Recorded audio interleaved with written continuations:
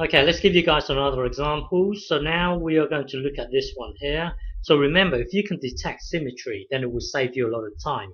So let's try and first detect this. If we can detect that if this thing here equals this thing here, then we can say that is symmetrical along the x-axis. So let's test this case here.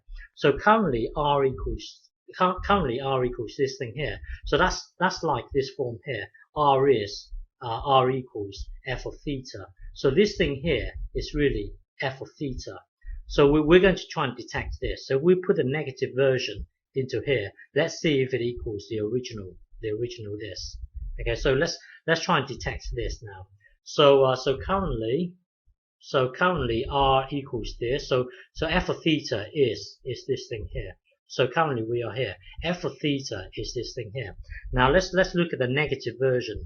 Now if you put the negative version into here, so this thing here will become negative 2 theta. Now negative 2 theta, well, if you look at the coarse graph, it looks like this.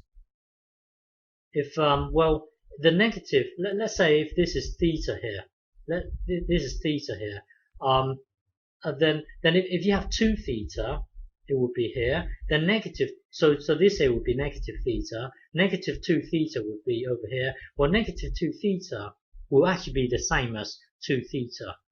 Okay, so this thing, well, when you put the negative version into here, it becomes this. Well, this block here is exactly the same as this block. So we can say that, well, here negative theta, f of negative theta equals this thing here, which is the same as the original here, which is the same as this. So we can actually say negative f of negative theta equals f of theta. So now we can detect this. So if you look at this here, hang on.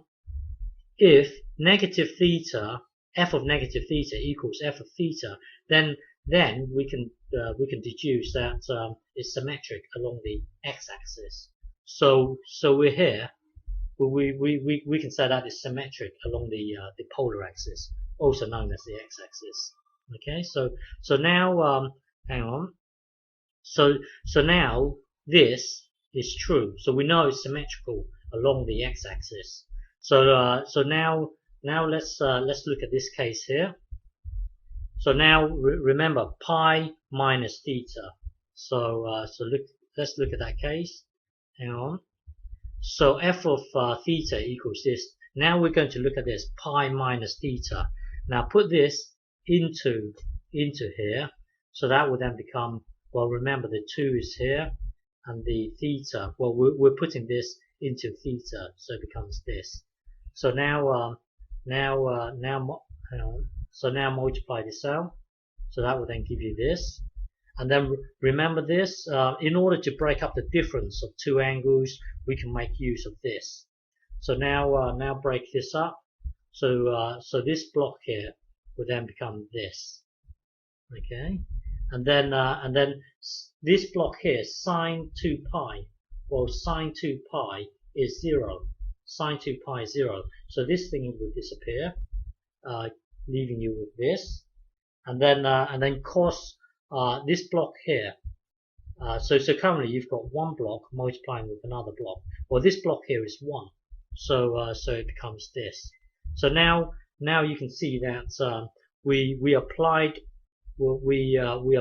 this transformation and it equals the original. So we can conclude that it's symmetric along the y-axis. So from above we know that it's symmetric along the x-axis, and now we know it's symmetric along the y-axis. So all you need to do, because it's symmetric in both directions, all you need to do is just draw one quadrant, and then because it's symmetrical along the y, you can reflect it, and because it's symmetric along the x-axis, you can reflect the whole thing.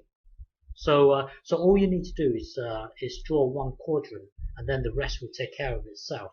Well, the rest will take care of itself, then we don't really need to check if it's symmetric along the pole. So if you look at this here, hang on, because we know it's symmetric along the x-axis, we know it's symmetric along the y-axis. We don't really need to take the whole graph will take care of itself. reflect it along the y-axis, it will then give you this. Reflect it along here, it will then give you the whole picture. Okay, so now that we know it's symmetric along the x-axis and we know it's symmetric along the y-axis, we can now start to draw our graph. So remember, I will continue in the next video.